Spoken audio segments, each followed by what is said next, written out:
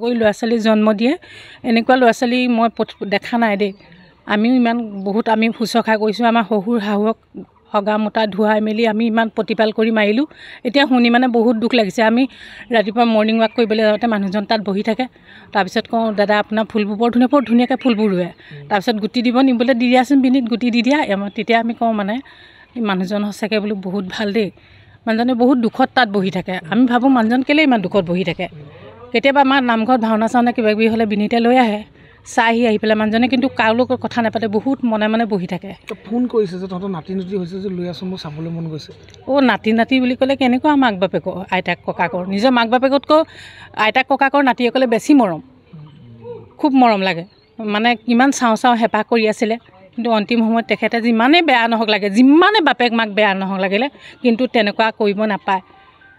তেওঁলোকে উপলব্ধি কৰা নাই নেকি, তেওঁলোকে কেঁচুৱা জন্ম দিওঁতে কেনেকৈ ডাঙৰ দীঘল কৰি ইমান মৰমত ডাঙৰ দীঘল, কিয় তেওঁলোকে তেনেকুৱা কৰিলে মাক বাপেক, যিমান বেয়া নহওক লাগিলে। কি ক'ব সেই পুত্ৰ বুজি? কি ক'ম আৰু, তেনেকুৱা পুত্ৰ পৃথিৱীত নোহোৱাতকৈ নোহোৱাই ভাল, মৰি যোৱাই ভাল। তেনেকুৱা পুত্ৰ জন্ম দি লাভ নাই নহয়। তেওঁলোকে কি শিক্ষা কৰিলে? তেওঁলোকৰ শিক্ষাত মানুহে ভৰিয়ে গচকি পেলাব লাগে। তেওঁলোকৰ শিক্ষাত মই তেনেকৈ কওঁ, তেওঁলোকৰ শিক্ষাত বেয়া কথা নকওঁ আৰু তেওঁলোকৰ শিক্ষাত ভৰিয়ে গচকি পেলাব লাগে। তেওঁলোকৰ শিক্ষা একো শিক্ষাই নাই। মানুহৰ চব পঢ়া শুনা শিক্ষা হ'লে নহ'ব, মানুহক জ্ঞান হ'ব লাগিব। তেনেকুৱা পঢ়া শুনা শিক্ষা কামত নাহে। এইখন জগতত মানে সেইবিলাক মানুহক দেখুৱাটো বহুত ভুল কাম। তেওঁলোকে ইমান ভাল মানুহবিলাকে তেনেকুৱা কাম কৰিলে সেইবিলাকৰ কেলৈ কি থাকি গ'ল? তেনেকুৱা মানুহ নাই, পৃথিৱীত নাই। ঠিক আছে, হ'ব। আপোনাৰ ঘৰত কিমান দিনৰ পৰা আছিলে? 22 চনৰ আগষ্ট মাহৰ পৰা আছিলে। 3 বছৰ চলি আছে এতিয়া ৰানিং। আপুনি এতিয়া পুত্ৰক খবৰ দিছিলে? খবৰ দিছা আছিলে। আজিলৈ কথাখিনি কি হৈছে আৰম্ভণিৰ পৰা মানে কোনটো আৰম্ভণি এতিয়া কোন বৃদ্ধাশ্ৰমত আছিলে? বৃদ্ধাশ্ৰমত থকাৰ পৰা তেওঁ মানে মোৰ বৃদ্ধাশ্ৰমৰ লগত জড়িত হৈ মোৰ বেছি চিনাকি। তাৰপিছত আমি বৃদ্ধাশ্ৰমত যিকোনো অনুষ্ঠান পাতে নহয়, অনুষ্ঠান পাতিলে তেওঁ খবৰ দিওঁ, খবৰ দিওঁতে তেওঁ আহে। আৰু তেওঁ সেই সূত্ৰে মানে বৃদ্ধাশ্ৰমলৈ 1.5 লাখ টকা দানো দি থৈ গৈছে, মাটি এবিঘা দাম দি থৈ গৈছে। সেই সূত্ৰে আৰু আমাৰ প্ৰতি আৰু প্ৰতিষ্ঠাতাৰ কাৰণে মোৰ লগত সম্পৰ্কটো বেছি ৰাখে। তাৰপিছত আহি পেলাই আহে, যিকোনো অনুষ্ঠান পাতিলে খবৰ দিওঁ, তেওঁ আহে। আমাৰ ঘৰুৱা কিবা এটা অনুষ্ঠান পাতিলেও তেওঁ আহে। সেইটো কাৰণে তাৰপৰা বেছি বাঢ়ি গ'ল আৰু মানে আমাৰ সম্পৰ্কটো। তাৰপিছত আমাৰ ঘৰ এটা আছিলে, বোলো আপুনি হেৰি কৰিব, যদি তাতো থাকিবলৈ কেতিয়াবা আমাৰ আশ্ৰমৰ লগত জড়িত হৈ আছে, মোৰ ঘৰটো এনেই আছে, ঘৰতে থাকিব, ময়ো থাকিম, দুইটা আৰু আশ্ৰমলৈ চমু হ'ব। সেই অনুপাতে মানে তেওঁ সেই মোৰ ঘৰটোতে থাকিবলৈ ল'লে আৰু ঘৰটো। আপোনাৰ ঘৰত কিমান দিনৰ পৰা আছিলে? 22 চনৰ আগষ্ট মাহৰ পৰা আছে। তেখেতে পুত্ৰৰ লগত যোগাযোগ মানে লাষ্টত কৰিছিলে আৰু তাৰ কল লেকত এতিয়া অলৰেডি আছে। কি বুলি ক'লে সুধিছে ক'ত আছে সুধিছিলে, তেওঁ সেই তাৰপিছত এড্ৰেছটো দিলে। এড্ৰেছটো দিয়াৰ পিছত তাৰপিছতে কোনো যোগাযোগ নাই। তেখেতৰ শৰীৰটো দান দিছে বুলি কয়? হয়, ইলোৱা বিজ্ঞান মঞ্চৰ যোগেদি যোৰহাট মেডিকেল কলেজত দান দি থৈ গৈছে। শেষকৃত্য ক'ত সম্পন্ন কৰে? শেষকৃত্য মানে দেহ দান দিলে, শেষকৃত্য তাতে ইলোৱা বিজ্ঞান মঞ্চৰ মতে তাতে দেহ দানটো তাতে দিয়া হ'ল। যোৰহাট মেডিকেল কলেজত? যোৰহাট মেডিকেল কলেজ চিকিৎসা আছিলে। আপুনি কি ক'ব, আচলতে এজন চিকিৎসকে নিজৰ পিতৃ আজি এনেদৰে অৱহেলিত কৰিছে, যিহেতু বিয়োগ ঘটিলে পিতৃ, কিন্তু এই মুহূৰ্তত তেখেতৰ কোনো ইয়াত এবাৰ হ'লেও দেখা দিয়া নাই। এই গোটেই বিষয়ত কি ক'ব? এটা ক'বলৈ দুখজনক বিষয়টো, কিন্তু এটা ল'ৰা ছোৱালী জন্ম দিয়াৰ পৰা কিমান কষ্ট মাক বাপেকেহে জানে। আৰু সি ডাক্তৰ হৈছে যদিও একে ৰাতিৰ ভিতৰতে মাটি ফুটি ডাক্তৰ হৈ উঠা নাই। বহুত কষ্ট, মই পঢ়া শুনা কৰাই মেলি পৰিয়ালৰ লগত ডাক্তৰ হৈছে। ইমান কষ্টৰ বিনিময়তো যদি পিতৃ মূল্য নুবুজিলে, এনেকুৱা কুলাংগা পুত্ৰ পিতৃ হিচাপে থাকি লাভো নাই। ভৱিষ্যতে এনেকুৱা যাতে নহওক আৰু কুলাংগাবিলাক এনেকুৱাতে আদায় হয় ভাল হ'ব। ডাক্তৰ নামটো কি তেখেতৰ? অনলজ্যোতি বৰদলৈ। অনল বিনীত দত্ত। যোৰহাট লুৰ্গীহাটত। আৰু এটা কথা সুধো, তেখেতৰ পুত্ৰৰ লগতে তেখেতৰ জীয়ৰী, তেখেতৰ কোনো খবৰ লোৱা নাই বুলি অভিযোগ এটা উঠি আছে? নাই জীয়ৰীৰ নামটো কি?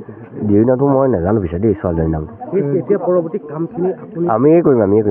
দেউতাকেও কোনো ধৰণৰ মানে জীয়েকৰ কথা নাই নকয়, এনেই ডক্তৰ বুলি কয় আৰু জীয়েকৰ লগৰ কথা ইমান হেৰি নাপাতে। সেই পিতেকৰ লগত সেই সময়ত লাষ্টত মাতিছে। আৰু উলিয়াই দিয়া ছোৱালী মানে কোনো গুৰুত্ব নাইকিয়া নিচিনাই হয়তো। তথাপিও মানে দেউতাকে অহা হ'লে ভাল পালেহেঁতেন, এতিয়া নাহিলে কি গুচি গ'ল আৰু মনৰ আশা মনতে গুচি গ'ল। কিমান দিনৰ আগত কৰিছিলে? সেই কলটো 3 মাহ মান হ'ল।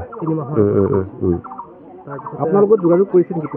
নাই, কোনোৱে নাই যোগাযোগ কৰা। মই এড্ৰেছ দি থোৱা আছে তেওঁৰ লগত, দেউতাকে দিছে এড্ৰেছ, মই ইয়াতে থাকোঁ, কিবা কিবি হ'লে খবৰ ল'ব নাই আজিলৈকে যোগাযোগ নাই চিকিৎসালয়ত ভৰ্তি হৈ থকা সময়ত আপুনি ফোন কৈছিলে আমাৰ ঘৰৰ ভাইটিয়ে কৈছিলে আৰু তেওঁলোকে ভতিজাকেও কৈছিলে কি ৰিজাল্ট দিলে তেখেতে একো নাই সুধিলে কোন ডাক্তৰে ব্যৱহাৰকৈ চোৱা চিতা কৰিছে ক'ত আছে তাৰপিছত আৰু সেইদে কৰি পেলাই তাৰপিছত কোনো হেৰি নাই আৰু খা খবৰ নাই এতিয়া সকলো নীতি নিয়মখিনি আমি ইয়াতে কৰিম হৈ পেলাই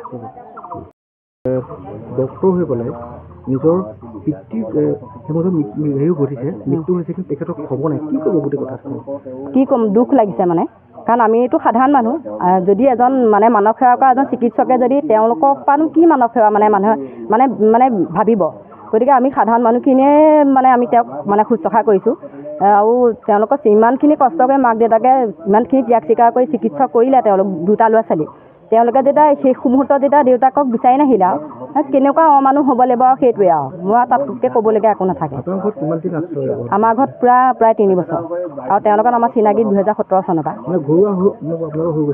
ঘৰুৱা মানে 3 বছৰ পৰা আমাৰ ইয়াত আছেই